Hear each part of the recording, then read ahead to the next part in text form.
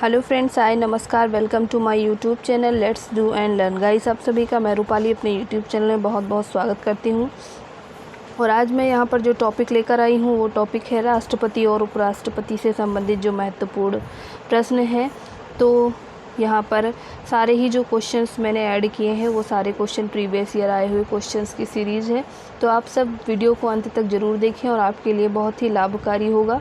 जो लोग एसएससी का एग्ज़ाम दे रहे हैं, एसएससी का सीजीएल एग्ज़ाम दे रहे हैं, एमटीएस दे रहे हैं, या फिर रेलवे का एनटीपीसी दे रहे हैं, या एसएससी स्टेनोग्राफ़र का जो पेपर दिसंबर में होने वाला है, या यूपीएससी का एग्ज़ाम प्री वाला देने वाले हैं, तो उन सभी के लिए वीडियो इम्पॉर्टेंट है।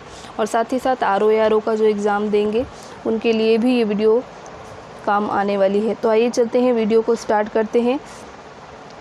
फर्स्ट क्वेश्चन कहता है कि राष्ट्रपति द्वारा राष्ट्रीय आपात स्थिति की जो घोषणा है किए जाने के बाद किस अवधि तक उसका अनुमोदन संसद के प्रत्येक सदन द्वारा हो जाना चाहिए, यानी कितने समय के अंदर इसका अनुमोदन हो जाना चाहिए। पहला जो ऑप्शन है वो कह रहा है 1 माह के भीतर, दूसरा ऑप्शन कह रहा है 2 महीने के अंदर, तीसरा है 4 महीने के अंदर, और लास्ट ऑप्शन कहता है 6 महीने के अंदर। तो जो भारतीय संविधान का जो अनुच्छेद नंबर 352(4) है, इसके अनुसार क्या है कि राष्ट्रपति के द्वारा 352(1) के तहत ये जो आपातकाल की घोषणा है इसका अनुमोदन संसद के प्रत्येक सदन में 1 माह के अंदर, यानी 1 महीने के अंदर यहाँ पर हो जाना चाहिए। अन्यथा वह घोषणा प्रवर्तन में नहीं रहेगी। तो ये आपका राइट आंसर हो जाएगा। अगला जो क्वेश्चन है वो कह रहा उपराष्ट्रपति पदेन अध्यक्ष है, तो उपराष्ट्रपति किसका पदेन अध्यक्ष होता है। फर्स्ट ऑप्शन कहता है राज्यसभा का, दूसरा ऑप्शन कहता है लोकसभा का, तीसरा ऑप्शन कहता है योजना आयोग का, और चौथा ऑप्शन कहता है राष्ट्रीय विकास परिषद का। तो यहाँ पर जो सही उत्तर हो जाएगा ऑप्शन नंबर 1 यहाँ पर सही उत्तर हो जाएगा राज्यसभा का। तो राज्यसभा का पदेन अधिकारी होता है, और ये किस अनुच्छेद के द्वारा, तो अनुच्छेद नंबर 89(1) के तहत यहाँ पर ये बात बताई गई है। अगले क्वेश्चन की ओर मूव करेंगे। अगला क्वेश्चन है उपराष्ट्रपति के बारे में। तो उपराष्ट्रपति फर्स्ट ऑप्शन कहता है लोकसभा का सदस्य होता है, सेकंड ऑप्शन कहता है राज्यसभा का सदस्य होता है, थर्ड ऑप्शन कहता है किसी भी सदन का सदस्य होता है, और डी कहता है कि सांसद नहीं होता है। तो यहाँ पर जो सही उत्तर हो जाएगा ऑप्शन नंबर 4 सही हो जाएगा, जिसमें क्या है सांसद नहीं होता है, यानी संसद का सदस्य वो नहीं होता है। तो ये हो जाएगा ऑप्शन नंबर 4 यहाँ सही उत्तर। और ये किस अनुच्छेद के तहत है, तो अनुच्छेद नंबर मैं बता दूँ 66(2) के तहत ये अनुच्छेद में इसके बारे में बताया गया है कि उपराष्ट्रपति को संसद या राज्य विधानमंडल का सदस्य होने की अनुमति यहाँ पर नहीं है। लेकिन यदि बात करें कि किसी पद पर है वो और निर्वाचन के पश्चात उसको उस पद से त्यागपत्र देना पड़ेगा जिस दिन वो या उपराष्ट्रपति का शपथ ग्रहण करेगा। तो ये था राइट आंसर। अगले क्वेश्चन की ओर चलेंगे। अगला जो क्वेश्चन है वो कह रहा है कि किसने 2 पूर्ण अवधियों तक भारत के उपराष्ट्रपति का पद संभाला था। तो किसने संभाला था ये बताना है। और फ्रेंड्स, आप सभी से रिक्वेस्ट है कि प्लीज़ जो लोग वीडियो देख रहे हैं आप सब प्लीज़ चैनल को सब्सक्राइब कर दें ताकि हमारा भी हौसला बढ़ सके। आइए ऑप्शंस की ओर चलेंगे। ऑप्शन है S Radhakrishnan, V Giri, B Jatti, और लास्ट है एम हिदायतुल्ला। तो यहाँ जो राइट आंसर हो जाएगा ऑप्शन नंबर 1 सही हो जाएगा, डॉक्टर एस राधाकृष्णन। इन्होंने कब से कब तक, तो 1952 से लेकर 57 तक, और उसके बाद 57 से लेकर 62 तक लगातार 2 पूर्ण अवधियों तक इन्होंने उपराष्ट्रपति के पद को संभाला था। अगले क्वेश्चन की ओर चलेंगे। अगला क्वेश्चन है भारत के उपराष्ट्रपति के पद पर लगातार 2 बार कौन रहा। तो अभी हमने ये पढ़ा है और यहाँ पर बहुत ज़्यादा टाइम लेने की ज़रूरत नहीं है। आंसर होगा डॉक्टर एस राधाकृष्णन। इन्होंने उपराष्ट्रपति के पद को 2 बार लगातार संभाला। अगले क्वेश्चन की ओर चलेंगे। अगला क्वेश्चन है राष्ट्रपति द्वारा संसद के दोनों सदनों के लिए कुल कितने सदस्यों को यहाँ पर नामित किया जा सकता है। पहला ऑप्शन है 16, दूसरा ऑप्शन है 10, तीसरा ऑप्शन है 12 और चौथा ऑप्शन है 14। तो यहाँ पर जो सही उत्तर होगा इस क्वेश्चन के लिए राष्ट्रपति द्वारा, तो ये हो जाएगा ऑप्शन नंबर 4 यहाँ पर सही हो जाएगा। राष्ट्रपति के द्वारा 14 सदस्यों को यहाँ पर नामित किया जा सकता है। और अगले क्वेश्चन की ओर चलेंगे। अगला क्वेश्चन है, भारत का राष्ट्रपति किसका एक अभिन्न अंग है? तो भारत का राष्ट्रपति किसका एक अभिन्न भाग है ये बताना है। संसद का, लोकसभा का, राज्यसभा या फिर मंत्रिपरिषद, किसका सदस्य, किसका एक अभिन्न अंग है? तो यहाँ पर हो जाएगा ऑप्शन नंबर 1, यानी जो सांसद है उसका ये क्या है, तो एक अभिन्न भाग है। भारत के राष्ट्रपति का जो संसद है, सांसद नहीं होगा बल्कि यहाँ पर होगा संसद, तो संसद जो है वो एक अभिन्न भाग है। अगला जो क्वेश्चन है वो क्या है, तो यदि आंग्ल भारतीय समुदाय को लोकसभा में पर्याप्त प्रतिनिधित्व प्राप्त न हो तो समुदाय के 2 सदस्यों को नामित किया जा सकता है। किसके द्वारा नामित किया जा सकता है ये बताना है। तो पहला जो ऑप्शन है प्रधानमंत्री के द्वारा, दूसरा ऑप्शन है राष्ट्रपति के द्वारा, तीसरा ऑप्शन है लोकसभा के अध्यक्ष द्वारा और चौथा जो ऑप्शन है संसद के परामर्श से राष्ट्रपति के द्वारा। तो यहाँ जो सही उत्तर हो जाएगा ऑप्शन नंबर यहाँ पर 2 सही हो जाएगा, राष्ट्रपति के द्वारा। और राष्ट्रपति के द्वारा अनुच्छेद नंबर 331 के अनुसार यदि राष्ट्रपति की राय में लोकसभा में एंग्लो इंडियन जो समुदाय है जिसका प्रतिनिधित्व पर्याप्त नहीं है तो वो लोकसभा में उस समुदाय के 2 से अधिक सदस्य को वो वहाँ पर मनोनीत कर सकता है। अब चलेंगे अगले क्वेश्चन की ओर। अगला क्वेश्चन है, भारतीय संविधान के अनुसार केंद्रीय मंत्री किसकी इच्छा रहने तक पद संभालेंगे? भारतीय संविधान के अनुसार केंद्रीय मंत्री किसकी इच्छा रहने तक पद संभालेंगे? पहला ऑप्शन है भारत के राष्ट्रपति, दूसरा ऑप्शन है भारत के प्रधानमंत्री, तीसरा है संसद और चौथा है सर्वोच्च न्यायालय। तो राइट आंसर जो हो जाएगा ऑप्शन नंबर 1 सही हो जाएगा, भारत के राष्ट्रपति ऑप्शन नंबर 1 सही होगा। और ये अनुच्छेद की बात करें तो 75(2) के तहत इसकी जानकारी यहाँ पर हमें प्राप्त होती है। अगले क्वेश्चन की ओर चलेंगे। अगला क्वेश्चन है, राज्यसभा के सदस्य का निर्वाचन कितनी अवधि के लिए होता है? राज्यसभा के सदस्य का निर्वाचन है कितनी अवधि के लिए होता है? टाइम पीरियड क्या होगा, 2 साल, 4 साल, 5 साल या 6 साल? तो जो सही उत्तर होगा इस क्वेश्चन के लिए वो हो जाएगा 6 वर्ष, यानी कि ऑप्शन नंबर 4 यहाँ पर सही उत्तर हो जाएगा। और अगले क्वेश्चन की ओर चलेंगे। अगला क्वेश्चन है, राज्यसभा के लिए राष्ट्रपति द्वारा कितने सदस्य यहाँ पर नामित किए जा सकते हैं? तो पहला ऑप्शन है 2, दूसरा ऑप्शन है 12, तीसरा ऑप्शन है 15 और चौथा ऑप्शन है 20। तो यहाँ पर मैं आपको बता दूँ कि 12 सदस्य राज्यसभा के लिए राष्ट्रपति यहाँ पर नामित कर सकता है। और कौन से अनुच्छेद, तो ये अनुच्छेद 81 के तहत यहाँ पर ये जानकारी हमें मिलती है।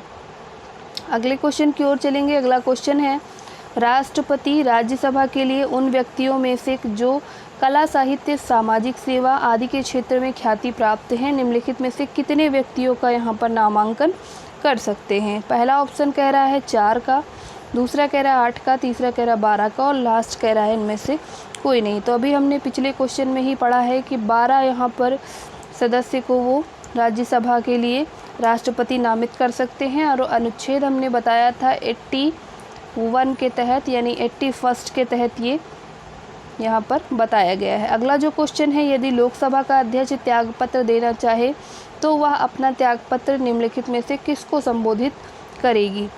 भारत के राष्ट्रपति को, उपाध्यक्ष को, प्रधानमंत्री को या फिर मंत्रिमंडल को? तो यहाँ जो सही उत्तर होगा इस क्वेश्चन के लिए वो हो जाएगा ऑप्शन नंबर 2, उपाध्यक्ष को यहाँ पर वो सौंपेगा। और ऐसा है अनुच्छेद नंबर 94B के तहत यहाँ पर ये बात बताई गई है, जिसमें ये कहा गया है कि लोकसभा का जो अध्यक्ष है वो उपाध्यक्ष को संबोधित तथा अध्यक्ष को संबोधित करके अपने हस्ताक्षर सहित यहाँ पर क्या कर सकता है, तो लेख पत्र के द्वारा यहाँ पर इसको पद को त्याग सकता है। अगले क्वेश्चन की ओर चलेंगे। अगला क्वेश्चन है, जब राष्ट्रपति और उपराष्ट्रपति दोनों के पद एक साथ खाली हो जाएं, तो राष्ट्रपति पद पर अस्थायी रूप से कौन काम करेगा? पहला है संसद के दोनों सदनों द्वारा नामित कोई व्यक्ति, दूसरा कहता है लोकसभा का अध्यक्ष, तीसरा कहता है राज्यसभा का उपसभापति और लास्ट ऑप्शन कहता है भारत का मुख्य न्यायाधीश। तो यहाँ जो सही उत्तर होगा इस क्वेश्चन के लिए कौन करेगा, तो यहाँ पर भारत का जो मुख्य न्यायाधीश है वो यहाँ पर अस्थायी रूप से कार्य करेगा। और ऐसा अगले क्वेश्चन की ओर मूव करेंगे। अगला क्वेश्चन है भारतीय संविधान के अनुसार निम्नलिखित में से क्या संवैधानिक निकाय या संस्था है? तो संवैधानिक निकाय क्या है? वित्त आयोग है, राष्ट्रीय विकास परिषद है, योजना आयोग है, या इनमें से कोई नहीं। तो यहाँ पर जो सही उत्तर हो जाएगा वो हो जाएगा वित्त आयोग। तो वित्त आयोग क्या है? तो ये एक संवैधानिक निकाय है, ये संस्था है। ऑप्शन नंबर ए यहाँ पर सही उत्तर हो जाएगा, एक यहाँ पर सही उत्तर हो जाएगा। और अनुच्छेद की बात करें तो यहाँ पर अनुच्छेद नंबर 280 के अनुसार ये बात यहाँ पर कही गई है। अगले क्वेश्चन की ओर चलेंगे। अगला क्वेश्चन है पहले वित्त आयोग का गठन हुआ था। पहले वित्त आयोग का गठन कब हुआ था ये बताना है आपको। और जो सही उत्तर होगा इस क्वेश्चन का वो हो जाएगा, ऑप्शन की ओर पहले चलते हैं, 1950, 1951, 1952 और 1954। तो यहाँ पर इस क्वेश्चन का जो सही उत्तर हो जाएगा ऑप्शन नंबर यहाँ पर 2 सही हो जाएगा। 1951 में पहला वित्त आयोग यहाँ पर पहले वित्त आयोग का गठन हुआ था। अब चलेंगे अगले क्वेश्चन की ओर। अगला क्वेश्चन है यहाँ पर भारत के राष्ट्रपति द्वारा वित्त आयोग की नियुक्ति कितने वर्षों के बाद की जाती है? 4 वर्ष, 5 वर्ष, 6 वर्ष या उनमें से कोई नहीं। तो जो सही उत्तर होगा इस क्वेश्चन के लिए वो हो जाएगा ऑप्शन नंबर 2 यहाँ पर सही हो जाएगा। 5 वर्षों के लिए वित्त आयोग में जो वर्ष होती है वो 5 वर्ष के लिए यहाँ पर वित्त आयोग की नियुक्ति होती है। अगले क्वेश्चन की ओर चलेंगे। और नियुक्तिकर्ता कौन है? अगला क्वेश्चन पूछ रहा है वित्त आयोग की नियुक्ति कौन करता है? वित्त मंत्री, प्रधानमंत्री, लोकसभा अध्यक्ष या फिर राष्ट्रपति। तो जो सही आंसर होगा इस क्वेश्चन का वो हो जाएगा राष्ट्रपति। ऑप्शन नंबर डी यहाँ पर सही उत्तर हो जाएगा। अगले क्वेश्चन की ओर चलेंगे। केंद्र सरकार किसकी सिफारिश के आधार पर भारत की समेकित निधि से राज्यों को सहायता अनुदान देती है? योजना आयोग, संघीय वित्त आयोग, वित्त मंत्री, वित्त आयोग, राष्ट्रीय विकास परिषद। तो यहाँ जो सही उत्तर हो जाएगा इस क्वेश्चन के लिए वो हो जाएगा ऑप्शन नंबर 1 योजना आयोग। योजना आयोग क्या है यहाँ पर राइट आंसर होगा। और अनुच्छेद नंबर 280 के अनुसार ये बातें बताई गई हैं, जिसमें कहा गया है कि राष्ट्रपति द्वारा जो 5 वर्षीय अवधि के लिए वित्त आयोग की जो स्थापना है वो की जाती है, और जिसमें एक अध्यक्ष और 4 अन्य सदस्य यहाँ पर होते हैं। अगला जो क्वेश्चन है वो है केंद्र और राज्य के बीच केंद्रीय संसाधनों के निर्णय पर परामर्श करने के लिए राष्ट्रपति द्वारा किस निकाय का गठन यहाँ पर किया जाता है? पहला ऑप्शन है वित्त आयोग, दूसरा है योजना आयोग, तीसरा है कराधान जांच आयोग और चौथा कहता है टैरिफ आयोग। तो यहाँ पर जो सही उत्तर हो जाएगा ऑप्शन नंबर 1 सही हो जाएगा वित्त आयोग। ऑप्शन नंबर 1 यहाँ पर राइट आंसर होगा। अगले क्वेश्चन की ओर चलेंगे। अगला जो क्वेश्चन है वो है संघ लोक सेवा आयोग के सदस्यों की जो नियुक्ति है वो किसके द्वारा की जाती है? संघ लोक सेवा आयोग की जो नियुक्ति है वो किसके द्वारा यहाँ पर की जाती है? वित्त मंत्री के द्वारा, राष्ट्रपति के द्वारा, प्रधानमंत्री के द्वारा या फिर मुख्य न्यायाधीश के द्वारा। तो यहाँ पर जो राइट आंसर होगा क्वेश्चन नंबरिंग नहीं की है मैंने, तो यहाँ पर इस क्वेश्चन का जो सही उत्तर हो जाएगा ऑप्शन नंबर 2 सही हो जाएगा राष्ट्रपति के द्वारा। और अनुच्छेद की बात करें तो अनुच्छेद 316(1) के तहत यहाँ पर ये बात कही गई है। अगले क्वेश्चन की ओर चलेंगे। भारत के अटॉर्नी जनरल की नियुक्ति कौन करता है? तो 4 ऑप्शंस हैं, भारत का मुख्यमंत्री, राष्ट्रपति, विधि मंत्री संघ का या फिर प्रधानमंत्री भारत का। तो यहाँ पर राइट आंसर जो हो जाएगा भारत का राष्ट्रपति। ऑप्शन नंबर यहाँ पर 2 सही हो जाएगा। अटॉर्नी जनरल की नियुक्ति कौन करेगा? तो राष्ट्रपति करेंगे। अनुच्छेद की बात करें तो 76(1) के तहत ये बातें यहाँ पर संविधान में बताई गई हैं। अगले क्वेश्चन की ओर चलेंगे। अगला क्वेश्चन है यहाँ पर निम्न में से भारत के वह राष्ट्रपति कौन थे जो 2 बार राष्ट्रपति के पद पर रहे थे? पहला है एस राधाकृष्णन, दूसरा है आर के नारायण, तीसरा नीलम संजीव रेड्डी और चौथा है राजेंद्र प्रसाद। तो यहाँ ऑप्शन नंबर 4 सही हो जाएगा। राजेंद्र प्रसाद 2 बार राष्ट्रपति यहाँ पर ये बने थे। अगले क्वेश्चन की ओर चलेंगे। देश की सशस्त्र सेना, यहाँ पर होगा सेना का सर्वोच्च जो कमांडर इन चीफ होता है, यहाँ पर कमांडर इन चीफ होगा। तो कमांडर इन चीफ जो होता है वो कौन है? रक्षा मंत्री, प्रधानमंत्री, तीनों सीमाओं के जो वरिष्ठतम चीफ हैं वो, या फिर राष्ट्रपति? तो यहाँ पर राइट आंसर हो जाएगा राष्ट्रपति। देश की जो सशस्त्र सेना है उसका जो कमांडर इन चीफ है वो कौन है? तो वो राष्ट्रपति है, प्रेसिडेंट होता है। अगला जो क्वेश्चन है वो है निम्नलिखित में से वह व्यक्ति कौन है जो अनुच्छेद 183 के अधीन किसी मामले को सलाहकार राय के लिए भारत के उच्चतम न्यायालय को भेज सकते हैं? तो यहाँ पर जो ऑप्शंस हैं, ऑप्शन नंबर 1 कह रहा है भारत के राष्ट्रपति, ऑप्शन नंबर 2 कह रहा है राज्यपाल, ऑप्शन नंबर 3 कह रहा है उपराज्यपाल और ऑप्शन नंबर 4 कह रहा है राष्ट्रपति एवं राज्यपाल। तो यहाँ पर जो सही उत्तर हो जाएगा इस क्वेश्चन के लिए वो हो जाएगा ऑप्शन नंबर 1 भारत के राष्ट्रपति, यानी ऑप्शन नंबर 1 यहाँ पर सही उत्तर हो जाएगा।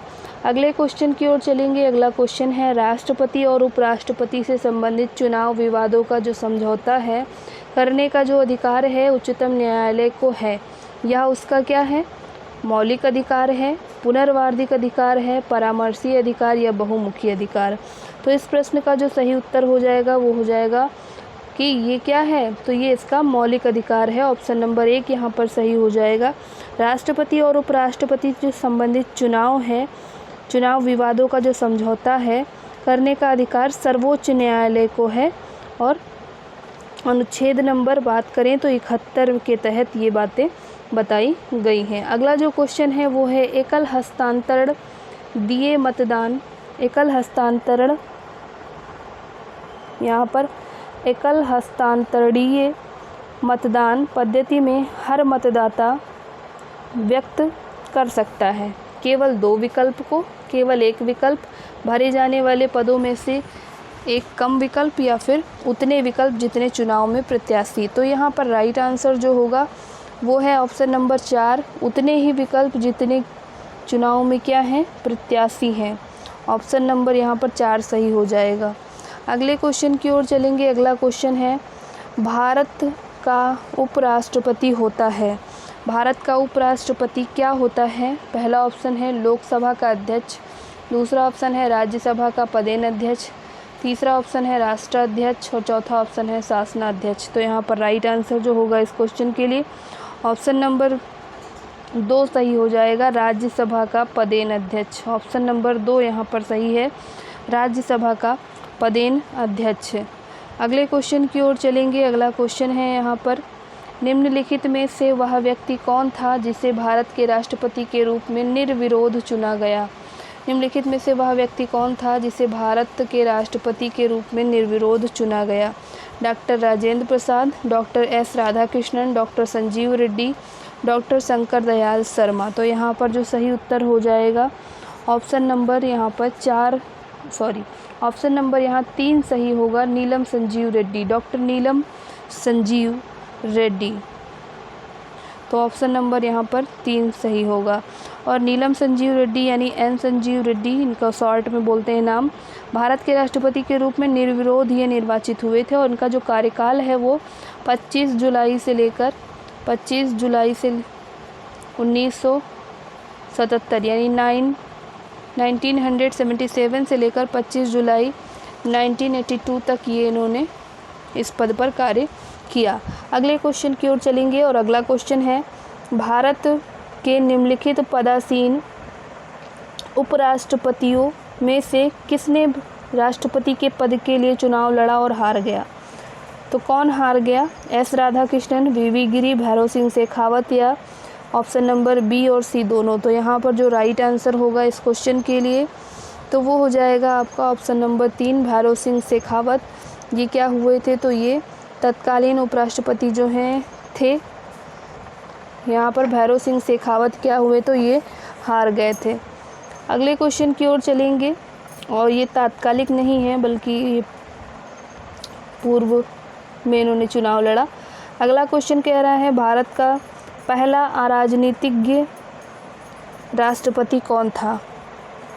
पहला अराजनीतिज्ञ राष्ट्रपति कौन था भारत का? फर्स्ट ऑप्शन कह रहा है doctor Zakir Hussain, second option कह रहा है doctor APJ Abdul Kalam, third option कह रहा है डॉक्टर S राधाकृष्णन और चौथा ऑप्शन कह रहा है डॉक्टर राजेंद्र प्रसाद। तो यहाँ पर जो सही उत्तर होगा ऑप्शन नंबर 2 यहाँ पर सही हो जाएगा, डॉक्टर APJ अब्दुल कलाम। तो ये क्या थे? अराजनीतिज्ञ राष्ट्रपति थे। अगले क्वेश्चन की ओर चलेंगे। अगला क्वेश्चन है राष्ट्रपति संविधान के किस अनुच्छेद के अंतर्गत राष्ट्रीय आपात स्थिति घोषित कर सकता है? राष्ट्रपति संविधान के किस अनुच्छेद के तहत ये राष्ट्रीय आपातकाल को घोषित कर सकता है? अनुच्छेद है 352, 356, 360 या 361। तो यहाँ पर जो सही उत्तर होगा अनुच्छेद नंबर यहाँ पर 352 है, जिसके तहत क्या हो सकता है? तो राष्ट्रीय आपातकाल की घोषणा कर सकते हैं आदरणीय राष्ट्रपति जी। अगला जो क्वेश्चन है वो है राष्ट्रपति ने अब तक कितनी बार राष्ट्रीय आपातकाल की घोषणा की है? तो फर्स्ट ऑप्शन कह रहा है केवल 1 बार, सेकंड ऑप्शन कह रहा है 2 बार, थर्ड ऑप्शन कह रहा है 3 बार और लास्ट ऑप्शन कह रहा है कभी नहीं। तो राष्ट्रीय आपातकाल की अगर बात करें तो 3 बार अब तक लागू हुआ है। ऑप्शन नंबर 3 यहाँ सही हो जाएगा, 3 बार, ऑप्शन नंबर 3।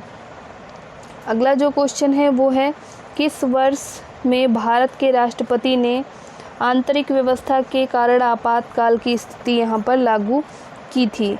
फर्स्ट ऑप्शन है 1962, सेकंड ऑप्शन है 1965, थर्ड ऑप्शन है 1971 और फोर्थ ऑप्शन कह रहा है 1975।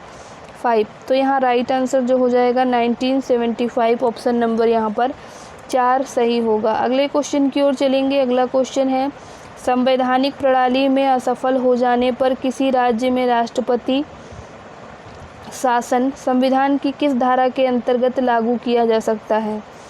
तो यहाँ पर धारा पूछ रहा है और 4 ऑप्शंस हैं 352, 356, 360 या 350। क्वेश्चन पूछ रहा है संवैधानिक प्रणाली में जो असफल हो जाने पर किसी राज्य में राष्ट्रपति शासन संविधान की किस, यानी कि कोई एक ऐसा राज्य जहाँ पर संवैधानिक प्रणाली क्या हो गई है? असफल हो गई है। तो वहाँ पर अगर राष्ट्रीय आपातकाल घोषित करना हो तो किस अनुच्छेद के तहत करेंगे? तो यहाँ पर राष्ट्रपति शासन लागू करना हो, आपातकाल नहीं, यहाँ पर राष्ट्रपति शासन की बात की जा रही, तो 356 के तहत ये कर सकते हैं। 356 के तहत यहाँ पर राष्ट्रपति शासन किसी भी राज्य में लागू किया जा सकता है। अगला जो क्वेश्चन है वो है राष्ट्रपति अपना त्यागपत्र किसे प्रस्तुत करता है? तो राष्ट्रपति अपना त्यागपत्र किसको देगा, ये कह रहा है क्वेश्चन। पहला ऑप्शन कह रहा है लोकसभा अध्यक्ष को, दूसरा ऑप्शन कह रहा है प्रधानमंत्री को, तीसरा ऑप्शन कह रहा है उपराष्ट्रपति को और चौथा ऑप्शन कह रहा है भारत के मुख्य न्यायाधीश को। तो यहाँ पर अगर हम बात करें राष्ट्रपति अपना त्यागपत्र किसको देगा, तो यहाँ पर ऑप्शन नंबर यहाँ 3 सही हो जाएगा, उपराष्ट्रपति को। अनुच्छेद नंबर 56(1) के तहत ये बातें यहाँ पर बताई गई हैं कि राष्ट्रपति अपना त्यागपत्र उपराष्ट्रपति को प्रस्तुत करेगा। अगला जो क्वेश्चन है वो है यदि राष्ट्रपति त्यागपत्र देना चाहे तो वह अपना त्यागपत्र किसे संबोधित करेगी? तो फर्स्ट ऑप्शन कह रहा है भारत के मुख्य न्यायाधीश, सेकंड है लोकसभा के सचिव, थर्ड ऑप्शन है यहाँ पर उपराष्ट्रपति और चौथा ऑप्शन है प्रधानमंत्री। तो यहाँ पर जो सही उत्तर है वो हो जाएगा उपराष्ट्रपति, ऑप्शन नंबर 3 यहाँ पर सही उत्तर हो जाएगा। अगले क्वेश्चन की ओर चलेंगे। अगला क्वेश्चन है यहाँ पर यदि राष्ट्रपति अपने पद से त्यागपत्र देना चाहे तो वह किसे लिखकर ऐसा कर सकता है?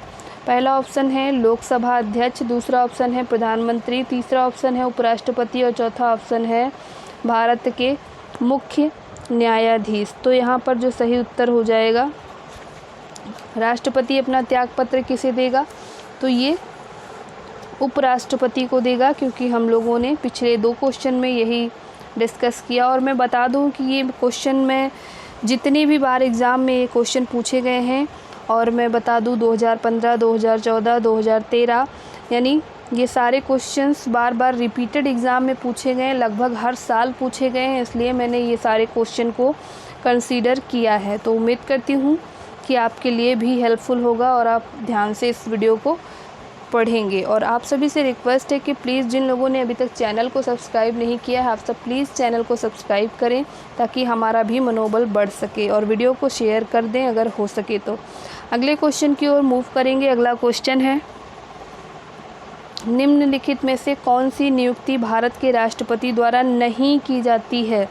पहला ऑप्शन है लोकसभा अध्यक्ष, दूसरा ऑप्शन है भारत का मुख्य न्यायाधीश, तीसरा ऑप्शन है वायुसेना का जो अध्यक्ष है, और लास्ट ऑप्शन कह रहा थल सेना का जो अध्यक्ष है। तो यहाँ पर जो सही उत्तर हो जाएगा इस क्वेश्चन का वो हो जाएगा ऑप्शन नंबर 1, और ऑप्शन नंबर 1 कह रहा है लोकसभा अध्यक्ष। लोकसभा अध्यक्ष यहाँ पर राइट आंसर हो जाएगा।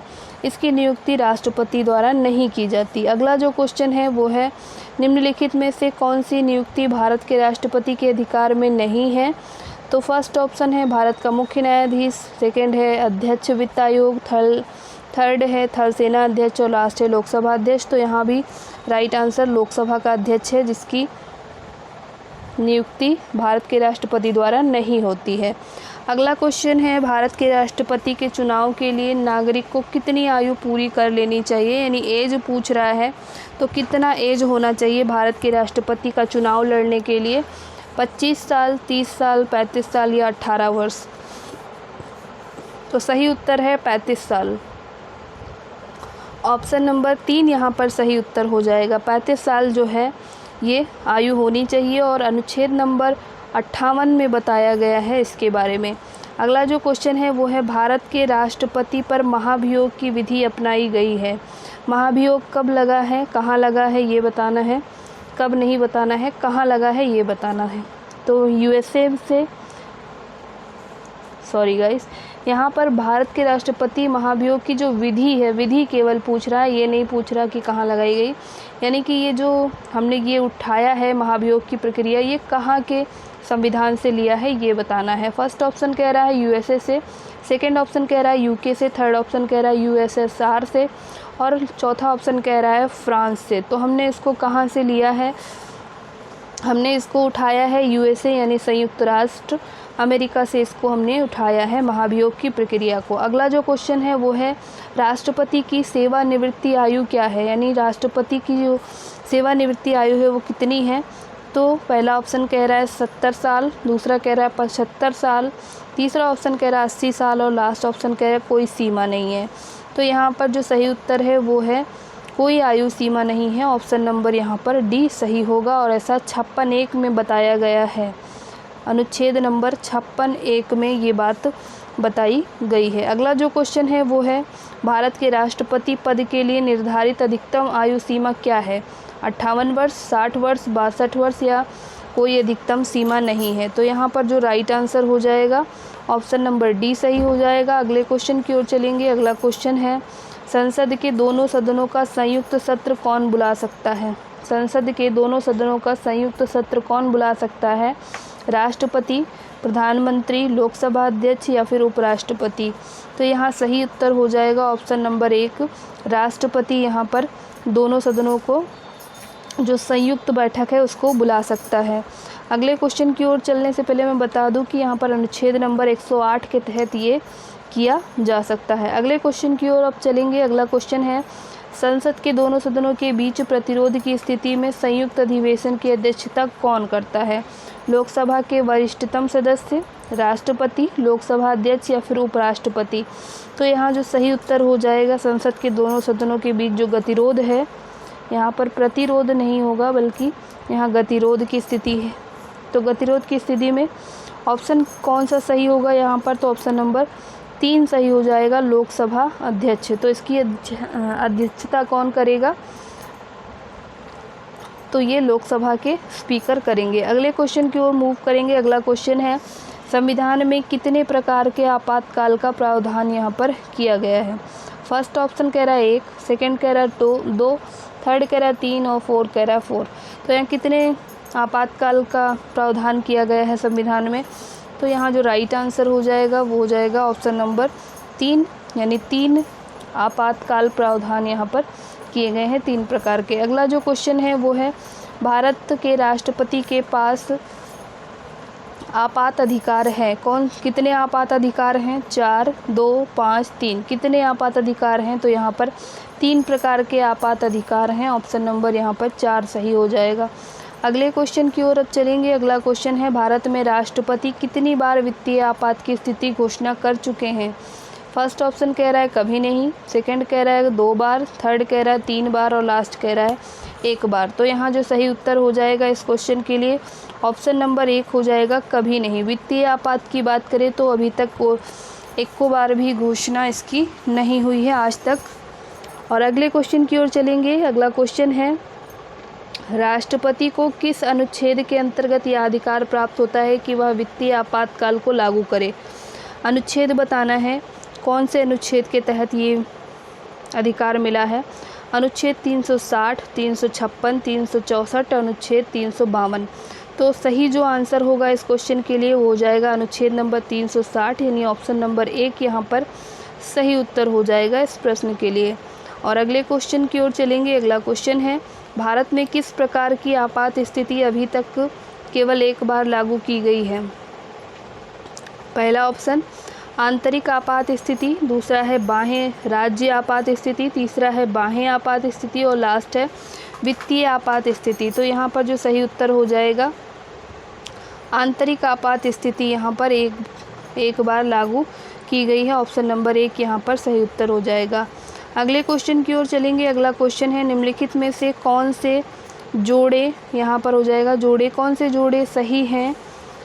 तो सही मिलान किया गया है जिसका ये बताना है। पहला ऑप्शन है इंदिरा साहनी केस, कार्य क्षेत्र में महिलाओं का अधिकार। दूसरा है एडीएम जबलपुर केस, आपातकाल में नागरिकों का अधिकार। तीसरा है करतार सिंह केस, अल्पसंख्यक अधिकार। और चौथा है विशाखा केस, केंद्र और राज्य जो संबंध हैं उसके बारे में। तो यहाँ पर जो सही उत्तर हो जाएगा एडीएम जबलपुर जो केस है, आपातकाल में नागरिकों का जो अधिकार है, तो ये आपका राइट आंसर हो जाएगा option number 2। Indira Sahni case की बात करें तो ये केंद्र सरकार की सेवाओं में अन्य पिछड़ा वर्ग का जो आरक्षण है जो कि 1992 में दिया गया था, तो ये बात कही थी। और एडीएम जबलपुर केस ये तो मैंने बताया राइट आंसर है। और यहाँ पर करतार सिंह केस की बात करें तो ये करतार सिंह जो केस है वो अल्पसंख्यक अधिकार के बारे में नहीं बल्कि आतंकी घटनाओं से संबंधित जो कानून है उसके बारे में। और विशाखा केस जो महिलाओं के अधिकार हैं आरक्षण संबंधी उनके बारे में यहाँ पर बताया गया है। अगला जो क्वेश्चन है, भारत का राष्ट्रपति अपने पद पर पुनर्निर्वाचन के लिए कितनी बार खड़ा हो सकता है? यानी अगर दोबारा से वो चुनाव लड़ना चाहे तो कितनी बार लड़ सकता है? 1 बार, 2 बार, 3 बार या चाहे जितनी बार? तो सही उत्तर हो जाएगा चाहे जितनी बार। जितनी बार भी वो लड़ना चाहे तो वो चुनाव लड़ सकता है। अगला क्वेश्चन है, भारतीय संघ के राष्ट्रपति के पास वही संवैधानिक अधिकार है, फर्स्ट ऑप्शन, जो ब्रिटिश राजा के पास है। सेकंड ऑप्शन यूएसए के राष्ट्रपति के पास है। थर्ड ऑप्शन है पाकिस्तान के राष्ट्रपति के पास। और चौथा ऑप्शन कह रहा है फ्रांस के राष्ट्रपति के पास। तो भारतीय संघ के राष्ट्रपति के पास कौन से संवैधानिक अधिकार हैं? तो यहाँ पर जो सही उत्तर हो जाएगा, संवैधानिक अधिकार की बात यहाँ पर की गई, सही उत्तर है ऑप्शन नंबर 1, यानी जो ब्रिटिश राजा के पास है, जो ब्रिटिश पार्लियामेंट के पास है, जो ब्रिटिश महारानी है उनके पास है, वही यहाँ पर राष्ट्रपति के पास भी संवैधानिक अधिकार है। अगला जो क्वेश्चन है, अगला क्वेश्चन कह रहा है राष्ट्रपति का अध्यादेश राष्ट्रपति का जो अध्यादेश है कितनी अवधि के लिए लागू रहता है? तो फर्स्ट ऑप्शन कह रहा है 3 महीने के लिए, सेकंड ऑप्शन कह रहा है 6 महीने के लिए, थर्ड ऑप्शन कह रहा है 9 महीने के लिए और लास्ट ऑप्शन कह रहा है अनिश्चित काल के लिए। तो राष्ट्रपति का जो अध्यादेश है वो कितनी अवधि के लिए? तो यहाँ पर राइट आंसर हो जाएगा ऑप्शन नंबर 2, यानी 6 महीने के लिए राष्ट्रपति शासन यहाँ पर लागू हो सकता है। तो ऑप्शन नंबर 2 सही उत्तर हो जाएगा। और अनुच्छेद की बात करें तो अनुच्छेद नंबर 123 के अनुसार संसद के सत्र में न रहने की स्थिति में राष्ट्रपति किसी तत्काल आवश्यकता के संदर्भ में यहाँ पर अध्यादेश को जारी कर सकता है और राष्ट्रपति द्वारा इसी प्रकार जारी अध्यादेश को 6 महीने के लिए यहाँ पर लागू किया जाता है। जबकि अगर संसद की बात करें तो संसद के जो समापन की बात करें तो 6 सप्ताह की समाप्ति में परिवर्तन यहाँ पर नहीं किया जा सकता। तो ऑप्शन नंबर यहाँ जो सही होगा वो हो जाएगा ऑप्शन नंबर 2। अब अगले क्वेश्चन की ओर चलेंगे। अगला क्वेश्चन है यहाँ पर भारत सरकार का संवैधानिक अध्यक्ष कौन है? पहला ऑप्शन है राष्ट्रपति, दूसरा ऑप्शन है प्रधानमंत्री, तीसरा ऑप्शन है भारत का मुख्य न्यायाधीश और चौथा ऑप्शन है महान्यायवादी। तो यहाँ पर जो राइट आंसर हो जाएगा इस क्वेश्चन के लिए वो हो जाएगा ऑप्शन नंबर 1 यानी राष्ट्रपति क्या है तो ये भारत सरकार का संवैधानिक अध्यक्ष होता है। अनुच्छेद नंबर 53(1) के तहत ये बात बताई गई है, अनुच्छेद नंबर 53(1). और अगले क्वेश्चन की ओर अब मूव करेंगे। अगला क्वेश्चन है यहाँ पर निम्नलिखित में से कौन अपना पद राष्ट्रपति की संतुष्टि के दौरान धारण करता है? निम्नलिखित में से कौन अपना पद राष्ट्रपति की संतुष्टि के दौरान धारण करता है? पहला ऑप्शन है प्रधानमंत्री, दूसरा ऑप्शन है राज्यपाल, तीसरा ऑप्शन है चुनाव आयुक्त और चौथा ऑप्शन है लोकसभा का अध्यक्ष। तो यहाँ पर जो सही उत्तर हो जाएगा ऑप्शन नंबर 2 सही हो जाएगा, राज्यपाल यहाँ पर हो जाएगा ऑप्शन नंबर 2 राइट आंसर हो जाएगा। अनुच्छेद की बात करें तो अनुच्छेद नंबर 156(1) में ये बात बताई गई है भारतीय संविधान में। अगले क्वेश्चन की ओर मूव करेंगे। अगला जो क्वेश्चन है वो है भारत के उपराष्ट्रपति का चुनाव किया जाता है। भारत के उपराष्ट्रपति का चुनाव किया जाता है किसके द्वारा? संसद के सदस्यों द्वारा, राज्यसभा के सदस्यों द्वारा, संसद के निर्वाचित सदस्यों द्वारा, संसद और राज्य विधानमंडल के सदस्यों के द्वारा। तो यहाँ पर जो सही उत्तर हो जाएगा इस क्वेश्चन के लिए वो हो जाएगा संसद के सदस्यों के द्वारा भारत के उपराष्ट्रपति का यहाँ पर क्या होता है तो चुनाव होता है। और अनुच्छेद की बात करें तो अनुच्छेद नंबर 66 में ये बात बताई गई है, 66 अनुच्छेद नंबर 66। अगला जो क्वेश्चन है वो है भारत के उपराष्ट्रपति के निर्वाचन के संबंध में कोई विवाद। पहला ऑप्शन है उच्च न्यायालय में फाइल किया जाना चाहिए, दूसरा है निर्वाचन आयोग को भेजा जाना चाहिए, तीसरा है उच्चतम न्यायालय में फाइल किया जाना चाहिए और लास्ट ऑप्शन कह रहा है उच्चतम न्यायालय में अवश्य ही फाइल किया जाना चाहिए।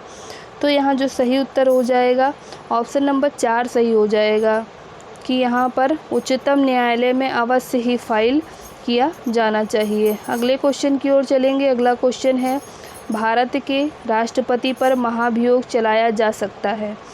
कब चलाया जा सकता है? विशेष रूप से गठित अधिकरण के द्वारा, उच्चतम न्यायालय के द्वारा, केंद्रीय मंत्रिमंडल के द्वारा या फिर संसद के द्वारा।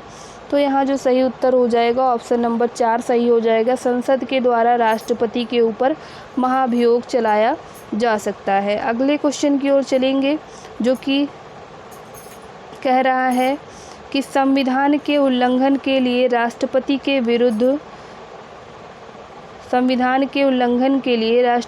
विरुद्ध अभियोग कार्यवाही किस में शुरू की जा सकती है?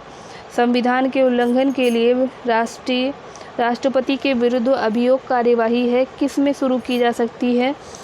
तो पहला ऑप्शन कह रहा है उच्चतम न्यायालय में, दूसरा कह रहा है राज्यसभा में, तीसरा कह रहा है संसद के किसी भी एक सदन में और लास्ट ऑप्शन कह रहा है लोकसभा में। तो यहाँ जो सही उत्तर होगा इस क्वेश्चन के लिए यहाँ पर ऑप्शन नंबर 3 सही हो जाएगा, संसद के, यहाँ सांसद नहीं होगा, यहाँ पर हो जाएगा संसद के किसी भी एक सदन में ये कार्य किया जा सकता है। तो ऑप्शन नंबर इस क्वेश्चन का 3 सही हो जाएगा। और ये था आज का अंतिम प्रश्न जिसके बारे में हम सभी ने यहाँ पर डिस्कस किया।